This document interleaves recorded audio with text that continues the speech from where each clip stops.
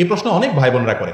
ভাই, আমি একটা কথা বলি যে আপনি কার বাড়িতে খাইলেন এটা দেখার বিষয় না, দেখার বিষয় হলো কি খাইলেন। ইমাম সাহেবের বাড়িতে বসে যদি হারাম খান তাহলে সেটা হারাম হবে, আবার যদি একজন হিন্দুর বাড়িতে বসে হালালটা খান তাহলে খাওয়াটা কি হবে? হালাল হবে। হিন্দুর দোকানে বসে খাইছেন কিন্তু খাবারটা হালাল, তো আপনি এটা খাইতে পারেন। কিন্তু দোকানের মালিক মুসলমান, খাবারটা হারাম, তাহলে সেটা খাওয়া কি? হারাম। এখন কথা হলো যে যদি কোনো অন্য ধর্মের ভাই খাবারের ভিতরে কোনো হারাম মিশায় থাকেন আপনি জানেন, বা জোরালোর সম্ভাবনা থাকে, তাহলে সেটা আপনার জন্য খাওয়া যায় না।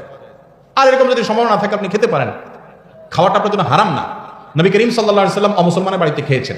আমরা মনে করি আমাদের সমাজে হিন্দু বা অন্য ধর্মের লোক যারা আছে তাদের সাথে বোধহয় আমাদের কোনো কথাবার্তা বললেও মনে গুনাহ হবে।